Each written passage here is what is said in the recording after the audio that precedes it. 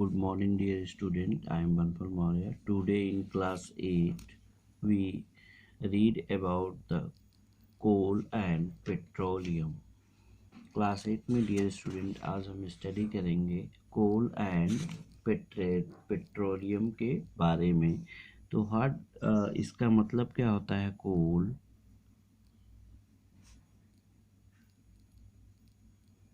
And petroleum.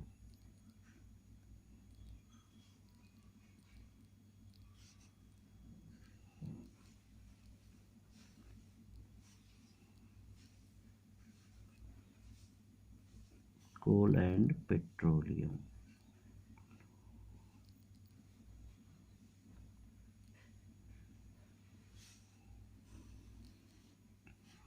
तो सबसे पहले we can say that what is the coal and petroleum. Coal and petroleum are the fossil fuel. Coal and petroleum क्या होते हैं? एक प्रकार से फॉसिल फ्यूल होते हैं। It is also called as these fossil fuel are also called as natural resources. ठीक है। Nature provide different kinds of substances which used to living beings, that is called natural resources. Natural resources provided by the nature, and it is also useful for human beings and mankind. ठीक है। आगे हम देखते हैं कि coal and petroleum are fossil fuel. Coal and petroleum क्या होता है? एक प्रकार का फॉसिल फ्यूल होता है जो यूज्ड किया जाता है मैनकाइंड के द्वारा, और इसके लिए डिफरेंट काइंड्स के सबस्टेंस और इनका यूज डिफरेंट टाइप के वर्क में किया जाता है। इन फ्लूइड के बर्न होने से एनर्जी रिलीज होती है, और इस एनर्जी का यूज़ हम मोटर व्हीकल, डिफरेंट टाइप्स के मशीन्स, इन सब को रन कराने के लिए यूज़ करते हैं। तो यहाँ पे दिया गया है some example of natural resources. जैसे अगर हम नेचुरल रिसोर्सेस की बात करें तो कुछ एग्जाम्पल है नेचुरल रिसोर्सेस के जो हमको क्या प्रोवाइड कराते हैं कि एनर्जी प्रोवाइड कराते हैं, जिससे हम उनका यूज़ फ्यूल के रूप में कर सकते हैं, इलेक्ट्रिसिटी के रूप में कर सकते हैं, डिफरेंट काइंड के पावर प्लांट में इनका यूज किया जाता है। तो यहाँ पे some example of natural resources में हम देखेंगे कि which provide wind energy. Wind energy का यूज कर सकते हैं। हवा क्या है? एक नेचुरल रिसोर्स है। कोल क्या है? एक नेचुरल रिसोर्स है। Act as wood. ठीक है। अब ये जैसे कोल क्या है? वो एक इनपुट डिवाइस होती है, और इससे भी इलेक्ट्रिसिटी को क्या किया जा सकता है? प्रोड्यूस किया जा सकता है।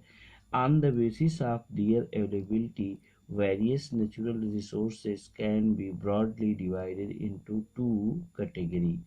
अब देखो, on the basis of availability, उनके पाए जाने के आधार पे, अवेलेबिलिटी के आधार पे नेचुरल रिसोर्सेज जो होते हैं वो इन हेक्सटिबल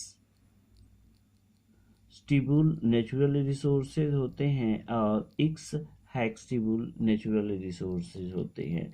तो इन हेक्सटिबल नेचुरल रिसोर्सेज में जैसे आपका आ जाएगा लाइकली ह्यूमन एक्टिविटी, ठीक है, सनलाइट, एयर। तो पूरे कोल एंड पेट्रोलियम क्या है? कोल एंड पेट्रोलियम आर, ऐसे हम लिख सकते हैं, इट इज नेचुरल रिसोर्सेज।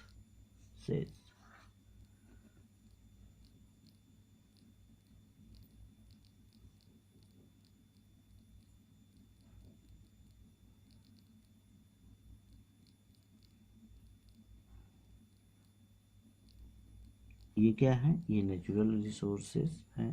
ठीक है, अब यहाँ पे इनका जो यूज किया जाता है, इट इज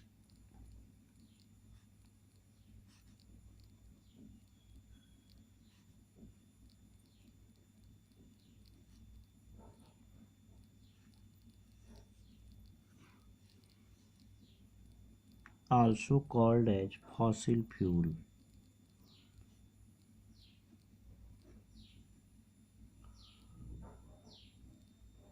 फॉसिल फ्यूल्स, इसी को हम क्या कहेंगे, फॉसिल फ्यूल्स भी कहेंगे।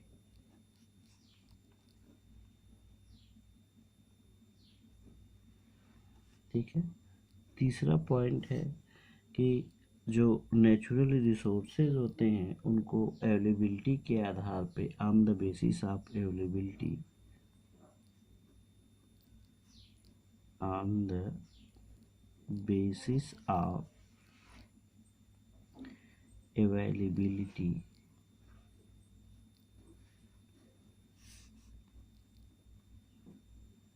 नेचुरल रिसोर्सेस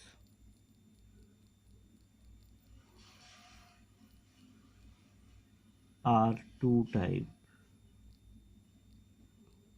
ये दो प्रकार के होते हैं।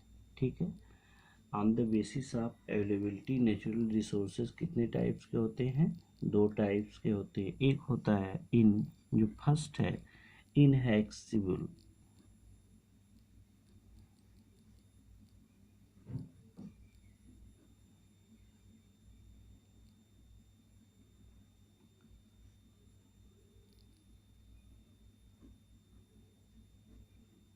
इनहैस्टिबल natural resources,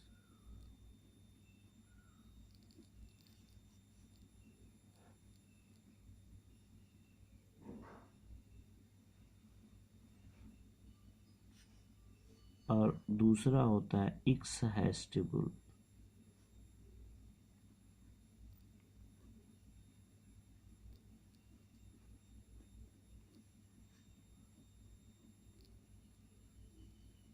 natural resources.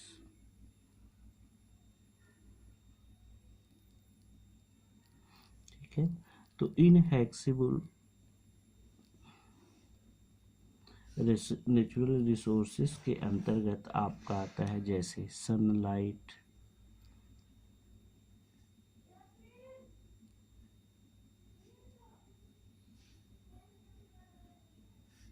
Sunlight हो गया, एयर, ये नेचुरल रिसोर्स होते हैं जो इनहैक्सिबल होते हैं और इनसे एनर्जी प्राप्त की जाती है। ठीक है, जैसे सोलर पैनल के द्वारा इसका एयर का यूज हम एनर्जी गेट करने के लिए, पवन चक्की या हम उसको एयर ड्रिल्स के नाम से जानते हैं, और इनसे क्या किया जाता है, इलेक्ट्रिसिटी को एराइज किया जा सकता है एनर्जी के रूप में। अब इक्स हेस्टिबल नेचुरल रिसोर्सेज के एग्जाम्पल, इक्स हेस्टिबल नेचुरल रिसोर्सेज में आपका क्या आ जाता है, fossil fuel, fossil fuel, fossil fuel. और ये फॉसिल फ्यूल्स लाइक दैट, ऐसे फ्यूल्स जो सॉइल के अंदर ब्यूरिड पड़े रहते हैं कई वर्षों तक इवन देन, और जो हाईली एनर्जी प्रोड्यूस करते हैं आफ्टर बर्निंग, तो उनको हम कहते हैं फॉसिल फ्यूल। ठीक है, तो there are three major type of fossil fuel. Fossil fuels तीन प्रकार के होते हैं मुख्य रूप से, फॉसिल फ्यूल। अब ये फॉसिल फ्यूल्स मुख्य रूप से कितने टाइप्स के होंगे, थ्री टाइप्स के। फर्स्ट को हम कहते हैं कोल, सेकेंड को कहते हैं ऑयल, और थर्ड को कहते हैं गैस। ठीक है, that is present in solid state and that is present in liquid state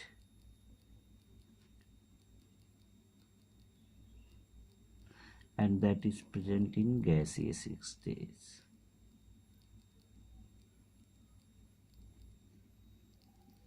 ठीक है, तो ये तीन एक सॉलिड स्टेट में पाया जाता है, दूसरा लिक्विड स्टेट में। तो इसके अंतर्गत आपका आ जाता है कोयला, इसके अंतर्गत सभी पेट्रोलियम आ जाते हैं लाइक डीजल, पेट्रोल, केरोसिन। और गैस में जो आता है आपका, इसको हम कह सकते हैं कि मीथेन और डिफरेंट काइंड के एलपीजी, ये सीएनजी, ये सारी चीज़ें होती हैं जिनका यूज किया जाता है। तो नेक्स्ट क्लास में डियर स्टूडेंट हम आपको बताएंगे कि what is a coal, what is the its function and how it use in the fossil fuel as producing energy. ठीक है, तब तक के लिए धन्यवाद।